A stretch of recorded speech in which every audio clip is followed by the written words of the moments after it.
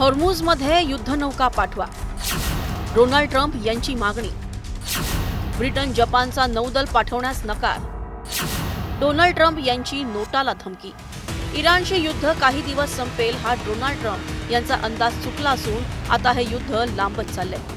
America इराणवर भीषण हल्ले करत आहे, तरी दुसरीकडे इराणही आखातातील अमेरिकेच्या सैन्य तळांना निशाणा बनवतोय. इराणसोबत युद्ध दिवसेंगणिक चिघळत चाललं असतानाच अमेरिकेने आता युद्धात इतर राष्ट्रांचा पाठिंबा मिळवण्याचा प्रयत्न सुरू केलाय. अशातच नाटो राष्ट्रांनी या युद्धात अमेरिकेला साथ द्यावी अशी मागणी केली आहे. Straits, they are the ones, we don't get, well, very little, 1%, 2%. And China, as an example, gets about 90% of its oil from the Hormuz Strait. And nice to have other countries police that with us. त्यासोबतच NATO देशांनी जर अमेरिकेला साथ दिली नाही तर भविष्यात त्याचे गंभीर परिणाम नाटो राष्ट्रांना भोगावे लागतील असा इशारा दिला. हॉर्मुझच्या समुद्रधुनीचा वापर इराणने अस्त्र म्हणून केलाय. जगभरातील 20% तेल वाहतूक याच मार्गातून होते. इराणनं कोंडी केल्यानंतर जगभरात इंधन संकट ओढावलंय. हॉर्मुझ समुद्रधुनीचा वापर करणाऱ्या देशांना या मार्गाचे संरक्षण करण्यासाठी युद्धनौका आणि आवश्यक मदत पाठवण्याची मागणी डोनाल्ड ट्रम्प यांनी केली आहे.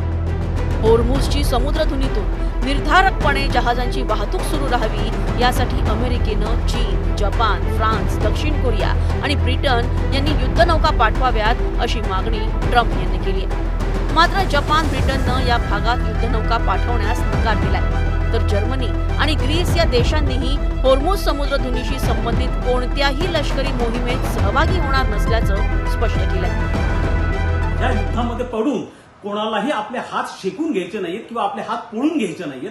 त्यामुळे स्वाभाविकपणे कोणीही प्रत्यक्षपणे या संघर्षामध्ये उतरायला तयार नसल्यामुळे अमेरिकेला स्पष्टपणे नकार हा कळवण्यात येतो आहे. त्याचप्रमाणे ह्या संघर्षामध्ये रशिया आणि चीन हे अप्रत्यक्षपणे गुंतलेले आहेत. त्यामुळे अमेरिकेला सहकार्य करणं म्हणजे रशिया आणि चीनचा राग उडून घेण्यासारखं आहे. त्यामुळे कोणीही प्रत्यक्षपणे या सहभागी व्हायला तयार नाही.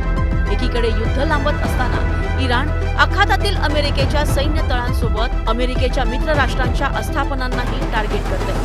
अशातच हॉर्मुझच्या समुद्रधुनीच्या मार्गातून इराणनं जगाची बोलणी केली आहे. या सर्व पार्श्वभूमीवर युद्धात इतर राष्ट्रांनी उतरण्यास नकार दिल्यामुळं अमेरिका या युद्धात एकाकी पडत असल्याचं चित्र समोर आलं आहे. Bureau report